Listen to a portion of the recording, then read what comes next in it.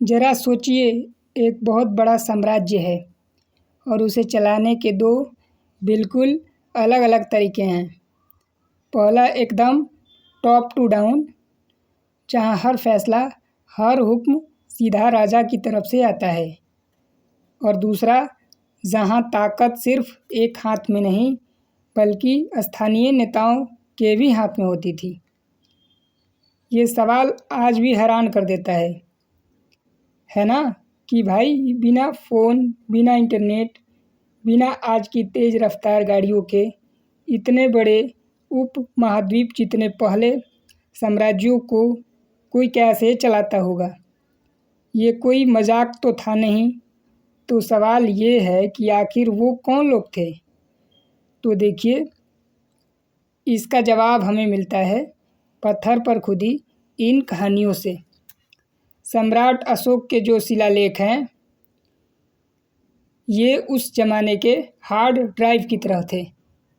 सोचिए, एक ऐसा स्टोरेज डिवाइस जिस पर राजा के कानून, उसके आदेश, सब कुछ हमेशा लिखे रहते थे।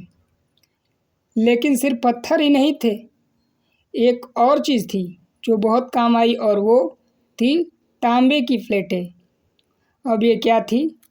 ये दरअसल उस ज़माने के ऑफिशियल लीगल डॉक्यूमेंट थे, खासकर गुप्त काल में। तो इनका खूब इस्तेमाल हुआ, इन पर ज़मीन के मालिकाना हक भी हुए। तो आज का हमारा सफ़र कैसा रहेगा? सबसे पहले हम यही देखेंगे कि इन सबूतों को पढ़ा कैसे जाता है। फिर हम मौर्यों के सिस्टम को समझेंगे, जिससे हम उनका ब्लूप्रिंट कह सकते हैं।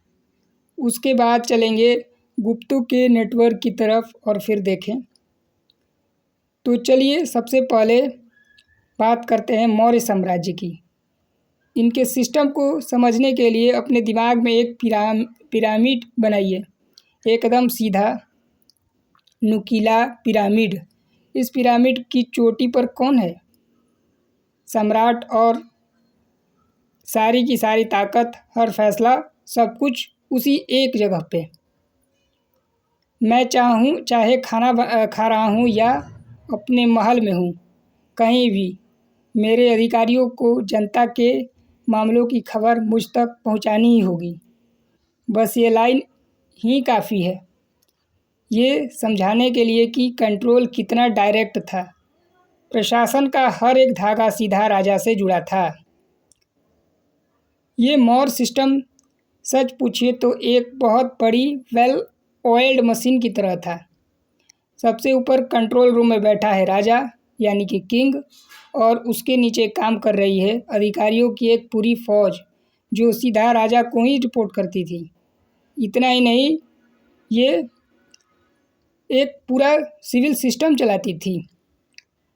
अब चलिए सेकंड पार्ट में टाइम मशीन में बैठ के देखते हैं और लगभग 500 साल आगे चलते हैं। हम आ गए हैं गुप्त साम्राज्य के दौर में, और यहाँ आते ही आप बोलेंगे कि पूरी की पूरी तस्वीर ही बदल चुकी है।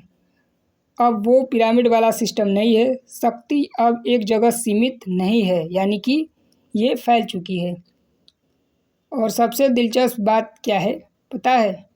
गुप्तों ने मौर्यों के बनाया सिस्टम को उठाकर फेंका नहीं, उन्होंने उसी नींव का इस्तेमाल किया, लेकिन उस पर एक बिल्कुल नई इमारत खड़ी कर दी। और इस नई इमारत को बनाने के लिए उनका सबसे ताकतवर चीज़ इस्तेमाल हुआ। सीधी सी भाषा में कहें तो ज़मीन को दान में देने की प्रथा। यकीन मानिए, इसी एक चीज़ ने पूरा खेल बदल दिया।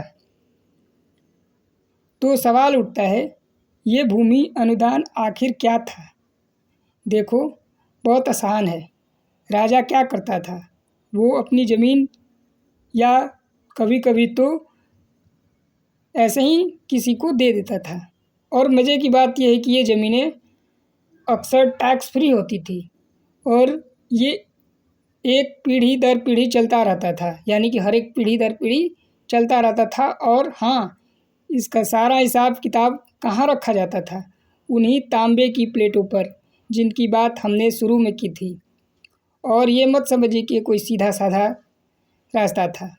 यहाँ तक कि बंजर ज़मीन की खेती लाइन बनाने के लिए भी एक ग्रांट्स दिए जाते थे ताकि साम्राज्य की पैदावार बढ़े। तो ये सिर्फ ज़मीन बांटना नहीं था, ये तो साम्राज्य चलाने का एक बिल्कुल नया तरीका था। तो फिर इसका नतीजा क्या निकला, सोचिए। नतीजा ये हुआ कि अब राजा और आम किसान के बीच नई पावर क्लियर हो गई। जमींदार, स्थानीय सरदार, जिसे आगे चलकर सामंत कहा गया, अब पावर का सेंटर सिर्फ राजधानी यानी पाटलिपुत्र नहीं रहा। ताकत अब इन स्थानीय सामंतों के हाथ में चला गया। तो ये तो हुई बड़े लेवल की बात। अब चलिए ज़रा ज़मीन पर उतरते हैं और देखते हैं कि शहरों और गाँव में रोज़मर्रा की ज़िंदगी में इन दोनों सिस्टम का क्या असर पड़ता था। और ग्राउंड लेवल पर तो ये फ़र्क और भी ज़्यादा साफ दिखाई देता था।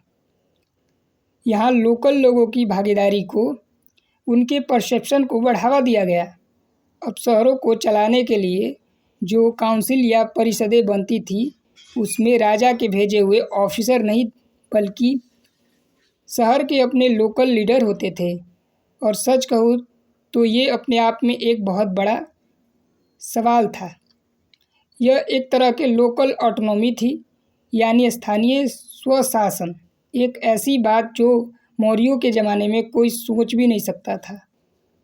तो सवाल ये है कि इन परिषदों में कौन होता था? इन परिषदों में कौन होता था? अरे शहर के ही लोग, जैसे व्यापारी, हेड, जो कारीगर होते थे, उनके मुखिया और कुछ लोग। ये एक ज़बरदस्त पावर शिफ्ट था।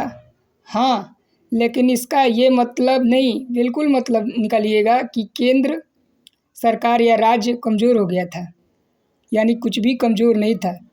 गुप्तों के पास भी अपनी एक मजबूत सेंट्रल ब्यूरोक्रेसी थी, बड़े बड़े पत्थरों जैसे सेनापति। तो अब हम आते हैं सबसे बड़े सवाल पर। इन सारे बदलाव की, इस पूरे इवोल्यूशन की आखिर विरासत क्या रही? इसने आने वाले भारत के इतिहास को कैसे आकार दिया? तो अगर हम पूरी कहानी को संक्षेप में देखें तो हमें एक साफ 2 स्टेप वाला इवोल्यूशन दिखाई दिया। और यही है इस पूरी कहानी का सबसे बड़ा टेक अवे। गुप्तों ने जो ये नया मॉडल तैयार किया था, यानी लोकल सामंतों और स्थानीय परिषदों को ताकत देने वाला मॉडल, यही मॉडल आगे चलकर पूरे मध्य युगीन भारत की राजनीतिक पहचान बन गई। इसी सिस्टम ने आने वाली कई सदियों के लिए भारत की नींव रखी। तो आखिर में एक सवाल के साथ छोड़ कर जाते हैं। एडमिनिस्ट्रेशन में आया ये बदलाव, यानी सेंट्रल कंट्रोल से लोकल ऑटोनॉमी तक का ये जो सफ़र है, ये हमें उस दौर के समाज और लोगों के बारे में क्या बताता है? यह सिर्फ सिस्टम का बदलाव नहीं है। तो कैसा लगा ये पूरा स्टोरी, कमेंट करके ज़रूर बताइएगा। और डिस्क्रिप्शन में लिंक मिलेगा, आप उसे ज्वाइन कर लीजिए। व्हाट्सएप और टेलीग्राम चैनल का लिंक होगा।